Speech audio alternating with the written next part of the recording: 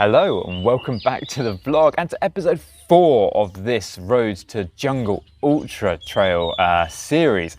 Over the 12 weeks we're going to be getting ready for Ultra Trail Yao Yai, and this is week 4 and things are starting to look up and starting to come back together. More of that in a moment. So in this video we have a few different things. The first one is going to be the 5 things that runners know but we tend to ignore, or at least play a little loose with the rules on. So 5 rules we just love to break. And then I'm going to talk through my training from this last week, as well as taking you out with me on a trail run around Phuket with a great group of friends, which I had a lot of fun running and also a lot of fun putting a video together from that. So first off is training. Now we're on to week 4, and if you've been watching it, the first 3 weeks have been kind of getting over illness and injury, building back that base, and I was kind of not really running anywhere near where I wanted to. And week 4, it finally feels like things are starting to come back together. But I did also break one of the key rules, and my structure for the week was awful. I ran speed work on the Tuesday, track Tuesday as usual. And I started off sensibly, I really did. It was 5 times 1,500 meters. And the first rep I ran very nice and conservative, 4 minutes 16 per kilometer pace. But I was running with my buddy Jay, and we got faster. We had a progressive set that wasn't part of the plan, bringing the last one in at 3 minutes 30 per kilometer, which was, you know, much faster than I was intending to push the knee at this stage. But it just felt good and felt right. I had a lot of fun doing it, and I guess that means the body was telling me I'm ready for that, but not to overdo it. But then I managed to oversleep and miss 2 alarms.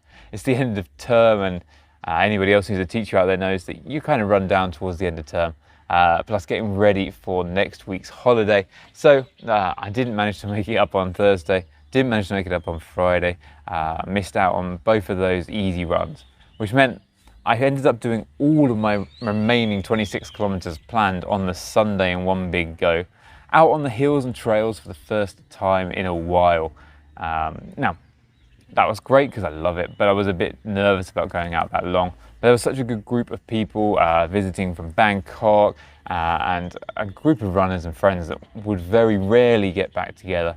Plus I needed the distance. So it was good fun to get out and explore some new trails, which I'm going to show you the video of that in just a moment. But I had a blast. I took it really easy. I didn't push on the downhills, and I walked all of the steep uphills. And as you'll see, I hope the video shows this nicely, Phuket is a beautiful and amazing place to trail run, but it is brutal for the trails. There is very little flat runnable ground, and you're working hard all the time. Added in, we're in a really hot period of the year when it's hot here anyway. It was hot and it was humid, but I came through it feeling pretty good. So to survive 26k on the hills, I didn't feel terrible, but it also showed me quite how far I've got to go in the next 8 weeks to be ready for Yao Yai. So next step is to show you the video of that day. I had a lot of fun editing this. I hope you enjoy it. Please let me know in the comments what bits worked and what else you'd like to see about running on the trails in Phuket. And I can make another video along these lines later on, because I did have a lot of fun filming and editing this one. So I hope you enjoy it, and I'll catch you afterwards for the 5 rules that runners know but love to break. See you in a little while.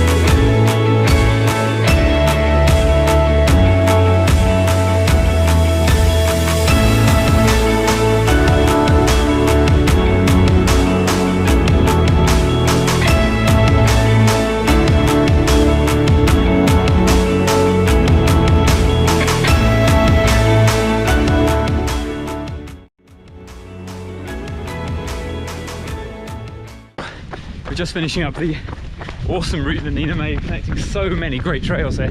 I'll put a link to the Strava route in the notes below. We got a rain shower, but it's doing absolutely nothing to refresh. It's still blooming hot and humid. But the longest run I've done since UTMB last year. It's amazing how far you can run when you're going with a good group of friends. Awesome, now time for some coffee. So there you have it. It was a great day out and got me excited, looking forward to some bigger trail runs coming up soon. So without further ado, let's move on to the 5 rules that runners love to break. And number 1 is don't try any new gear, food or anything else new on race day. But sometimes that's unavoidable. Okay, I know sometimes it even works out and giving us that false belief that this doesn't matter so much, which can be a bit dangerous. My example I'd like to share here is for UTMB Thailand. I did know beforehand that in training the bags I was trying, and I'd tried a few, just weren't working for me. I was getting chafing around the neck, and I'd seen a friend's Kailas 5-litre bag and how well it fitted. And a few days before the race, I heard that they had some in Go M base camp. So I quickly bought one. I think it was on the Thursday with race day on the Saturday. So there was no chance to try it on a long run. And it was amazing. I cannot rate that bag highly enough. It was awesome. If you haven't ever tried it, try that one out. It was one of the best purchases I've ever made.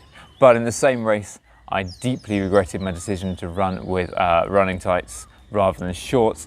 But it had been so cold the night before, and I hadn't actually spent a day in the mountains before having arrived. The previous evening when it was freezing as well, it seemed like a sensible choice. I deeply, deeply regretted and was hot all day. But I guess one worked and one didn't work, so I have to take that as it is. Here is what I thought of it on the day. Yeah, so far going well. Bag is amazing. Not regretting that decision at all. Tights are too warm. Regretting that decision already. Sorry, Eric. I was right. Should have gone with shorts. Should have trusted myself on that one. Woo. Number 2. So this one is that most of your running should be easy running. I think we've mostly all heard the 80-20 rule, 80% being easy, but I find that really hard to do. I love running hard. I love the long runs, the harder runs, tempo runs, and I definitely love Track Tuesday speed work. As you might have seen in most of my previous videos, I've been talking around that session. And added to the fact that I'm a runner with limited time around family commitments and work commitments, I don't have time for all of these longer or slower, easier runs and recovery runs, and they're the ones that I'll cut out. So getting anywhere near that 80-20 rule for me, I always find a challenge, and just try to find that balance that I can work with and make sure the easy runs really are easy, and I'm not concerned at all about what my watch or Strava are telling me on the pace. And I think that has been a big improvement in my running overall as I've started to get those in over the last year more consistently. Then we got number 3, and number 3 is that speed work is not 100% efforts every time, even if it's 400-meter reps. I think I fell down this trap over previous years of my Track Tuesday session, just trying to keep up with the faster runners and trying to push myself week in, week out. And that's not going to lead to the long-term gains. 80-90% effort, controlled but fast, building really good form without going into the red zone, fatigue, and risking injury is definitely the way to go. But I know that it took me a long time to learn that lesson. But we get there in the end. And number 4 is don't start your race too fast, thinking that you can bank some time for later. I think banking time is a little bit of a false hope, and if you're going with that strategy, it's when you know you haven't really got the legs for the time that you're aiming for.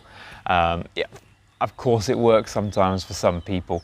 Like all of these rules, they're there to be broken, and if the course is anything like Boston Marathon or something along those lines, then yeah, that's a slightly different story with a downhill at the start. But in general, we want to try and run an even or slightly progressive split. But it's so easy to get carried away, particularly I think with the races I've done in Thailand back when there were races before COVID. There were an awful lot of people who would start incredibly fast and just disappear down the road at 3:10 or 3:30 per kilometre pace at the start of their half marathon, just to come back to me a couple of kilometres down the line. So definitely don't start too fast. And last off, number 5, one of the most important, but one of the ones that I find hardest to follow as a rule, and that is that rest is golden.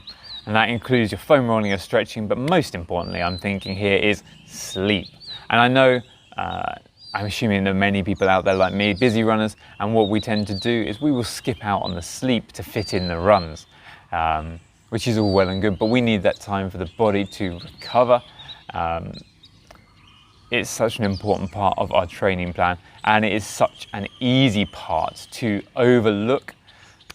It's a rule we know, but I'm assuming that it's safe to say a fair few of us do not follow that rule very well and will skimp on that rest. Right, those were my 5 rules that I think runners tend to ignore.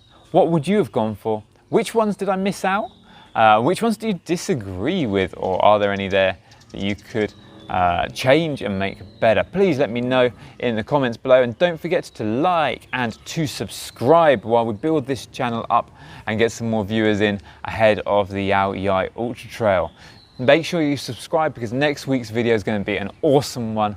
We're hitting the road with the family, traveling from Phuket and driving up to west of Bangkok to Kanchanaburi and the bridge over the River Kwai.